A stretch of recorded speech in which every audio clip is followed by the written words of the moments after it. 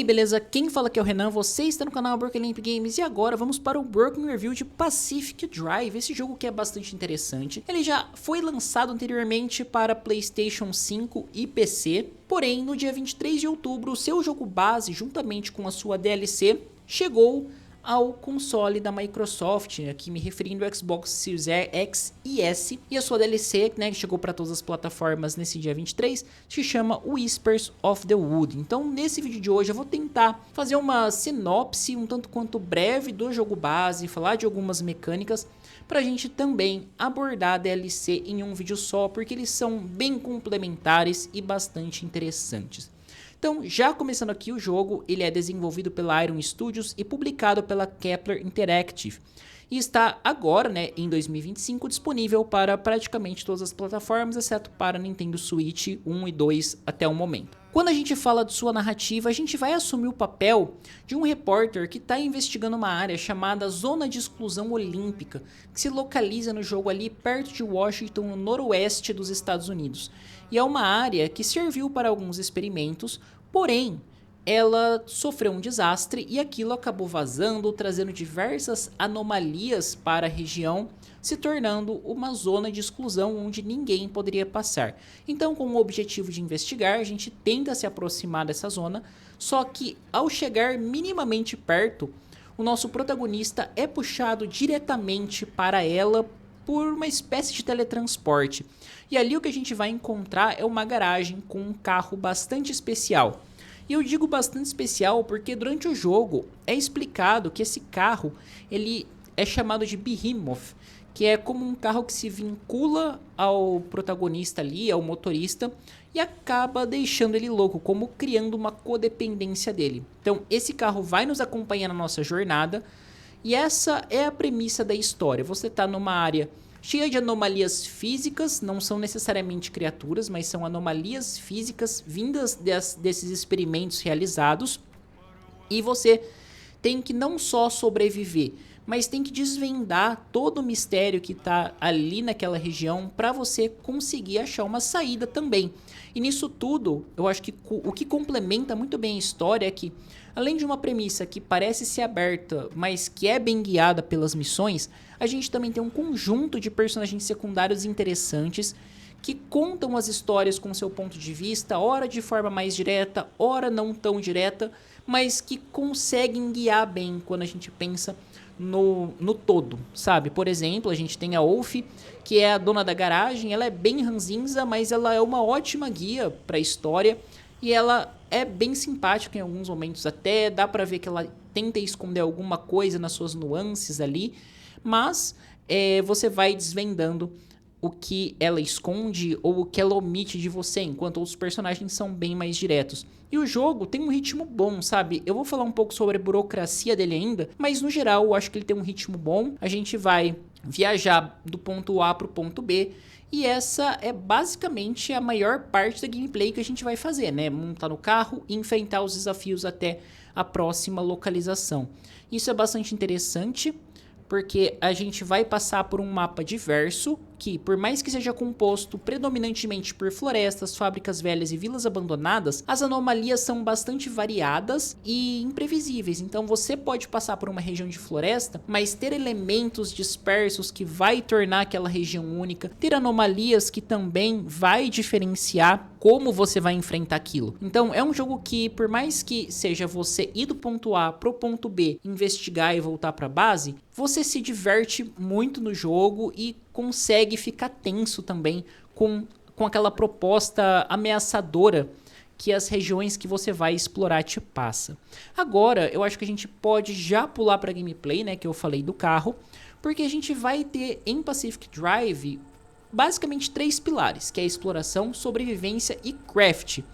E mesmo que sejam mecânicas bem conhecidas dos jogos, o Pacific Drive ele adiciona uma camada de burocracia em praticamente todas as suas ações, o que vai forçar com que você como jogador seja bastante cuidadoso e tenha que entender sobre quais itens eu vou levar, como eu vou equipar meu carro. E isso eu acho que a gente tem um exemplo bem claro pelo craft do jogo, que eu acho que ilustra bem essa questão da burocracia. O seu carro ele vai ser composto por o que se espera de peças de carro de 4 portas, 4 pneus, capô do motor, capô do porta-malas e etc. Então, supondo que você queira trocar as rodas do seu carro ou as portas também, por que não? Então você vai lá, você fez as 4 rodas, você fez as 4 portas. Para você fazer, você tem que fazê-las individualmente. Não é selecionar quantas você quer e simplesmente fazer, ok? Então, até aí tudo bem, você fez as suas rodas, fez as suas portas, bacana. Agora você tem que equipar. Quando você vai equipar, você também equipa uma por vez e se já tem, tendo que tirar a que já existe. Isso eu acho que traz uma questão de importância e cuidado com o carro que você vai utilizar no jogo, que você começa a ficar atento nos mínimos detalhes, sabe? De você tentar preservar ao máximo aquela peça, vou fazer uma viagem mais longa, quanto de combustível eu tenho que levar, lembrar de encher o reservatório, fazer toda a manutenção e instalação no carro, isso é tudo muito manual. E da mesma forma que isso é manual, você vai utilizar ferramentas para fazer isso. Então você precisa de uma ferramenta para extrair peças de outros carros ou de metais. Então essa ferramenta é durável, sabe? Ela se destrói depois de muitos usos. Então você também tem que prestar atenção nesse quesito. Então o crafting, para mim, não simula, mas é um bom exemplo de toda a burocracia que o jogo tem. E indo para algumas burocracias da gameplay, você entrou no carro, você tem que ligar o carro com um botão específico, você tem que tirar o freio de mão pro carro andar. Da mesma forma que você para, você pode puxar o freio de mão. Se for uma descida, o carro vai descer, você vai ter que sair correndo atrás do carro. Então o jogo ele não é automatizado que nem outros títulos para você se sentir totalmente confortável com o upgrade, não agiliza essa parte. O crafting é uma parte de experiência e extremamente importante para a gameplay. O que na minha visão é muito legal e combina com a proposta. Se fosse em outro título, sei lá, que foque mais em uma ação, eu acharia essa burocracia chata. Só que aqui eu não consigo ver por esse ponto de vista, justamente porque a parte de ser trabalhoso é uma das propostas que o jogo traz. Aí a gente vai para a questão de exploração, que vai envolver as missões. Então você vai do ponto A para o ponto B, você pode parar na estrada, investigar os outros carros, extrair materiais e realizar as missões e voltar para a base. E essa volta para a base, ela também é burocrática, porque você tem que pegar um item específico, colocar no seu carro e ativar um portal. Quando você ativa esse portal, o explorar e o sobreviver se misturam, né? O sobreviver já vai estar ali na exploração do ambiente, mas ele se mistura ainda mais, porque o portal vai ser aberto. Só que da mesma forma, também vai vir uma onda de anomalia ao estilo de um Battle Royale, sabe? Tipo no Fortnite, num PUBG da vida, que o mapa vai fechando e você vai ter que pegar o carro e ir correndo pro portal. Então, assim, é bem interessante e o jogo ele consegue utilizar essas mecânicas que nem eu falei, que são conhecidas de forma bastante inteligente. O visual do jogo, eu acho ele muito bom. Quando você abre o jogo, ele é feito na Unreal Engine 4 e eu gostei, assim, não tive problemas de bugs que afetaram demais a minha gameplay. Teve um item ou outro ali, questão de colisão, mas assim, nada insuperável ou que me fizesse ter que resetar e voltar pro último save, sabe? Então, em questão de desempenho, falando do ponto de vista de quem jogou no Xbox, o jogo tá rodando muito bem. E agora vamos falar de Whispers in the Wood.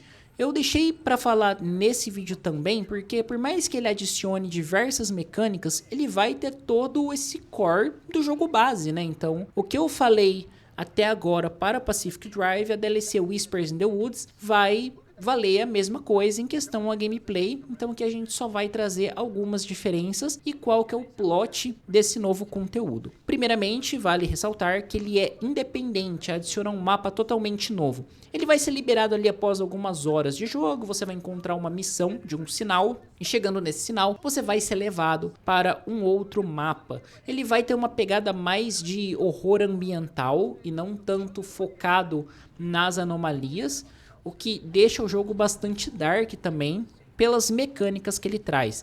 Mas vamos focar um pouquinho na história, porque aqui vai ter como destaque uma entidade, digamos assim, que também está presente no jogo base, chamado A Sociedade. E essa entidade, ela vai fornecer alguns recursos para o jogador, que vai ter como preço, basicamente, a sua sanidade. Então, é muito interessante isso e como isso vai se equilibrar durante o jogo, porque quanto mais tempo você explora, mais pesada vai ficando a energia do local, digamos assim. Então, você vai ficando muito tempo na estrada, você vai começar a ver que o mapa vai começar a fechar, as coisas vão ficar muito escuras até chegar numa escuridão absoluta. Logicamente, aí entra a questão risco-recompensa, porque, pô, explorei mais tempo, consegui mais coisa, mas você vai estar correndo um risco maior. E a sociedade vai te fornecer recursos, na verdade, artefatos, que vão poder equilibrar um pouco essa energia para te dar um tempo a mais, manter sua sanidade e ir equilibrando as coisas, sabe? Então, assim, é bem interessante a DLC, que nem eu falei, ela é totalmente independente e ela, para ser completada, vai levar em torno de 8 a 10 horas ali. Claro, se você falar que vai explorar muito mais, você pode demorar muito mais tempo ainda. Mas pensando na história em si, de 8 a 10 horas, o que é, pô, um tempo bem legal para uma DLC. Então, essas mecânicas que ela adiciona, mas trazendo especificamente para nomes, né? Ela vai trazer a mecânica de sinergia e da maré sussurrante. A mecânica de sinergia é essa que eu comentei, sobre você usar os artefatos e usar um item que vai ser dado que chama o ressonador, para você equilibrar o ambiente e poder fazer a sua exploração durar mais tempo. E a maré sussurrante é que dá nome, né? Whispers in the Woods não é somente o nome, ela vai dar um nome à DLC, mas durante a gameplay você vai ouvir diversos sussurros por todos os cantos. Isso eu acho que, cara, traz uma agonia que às vezes te deixa um pouco desnorteado, sabe? De você poder entender que, ok, pode não ser nada, mas ao mesmo tempo também pode ser alguma coisa. Então isso é o perigo, né? Que o jogo vai ocultando, da escuridão se aproximando e aquelas vozes ficando cada vez mais intensas. E agora, retomando um aspecto geral do jogo, aproveitando que eu falei de música e... de música não, né? Da parte sonora. Essa parte sonora no jogo como um todo, ela é muito bem trabalhada. E agora sim vem as músicas, porque o jogo tem cerca de 20 faixas que você vai escutando ali durante no carro, durante a sua exploração.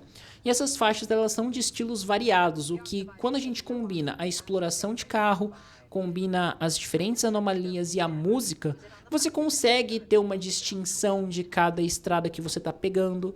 Então, cada jornada que você faz tem um sabor diferente, cada jornada que você se aventura, seja mais longo, tem um planejamento. E essa parte sonora, com certeza, ajuda demais a trazer essa imersão. Então, dito isso, é um jogo que eu recomendo bastante e que mistura, para mim, de forma inusitada, a questão de exploração, construção, sobrevivência, gerenciamento de recursos. É um jogo bastante imersivo na sua proposta. Ele pode parecer bastante burocrático, que nem eu falei, só que é um burocrático que é fácil de aprender e que as mecânicas gerais do jogo funcionam muito bem de forma integrada. Bom, é isso aí, vou ficando por aqui, espero que vocês tenham curtido o vídeo, se inscreva no canal, ative o sininho, dê um joinha que ajuda bastante na divulgação, e nos comentários fala aí se você jogou Pacific Drive, se você já jogou a DLC Whispers in the Wood, qual plataforma você jogou, lembrando que sugestões para futuras temáticas são sempre muito bem-vindas. Bom, é isso aí, muito obrigado e até a próxima.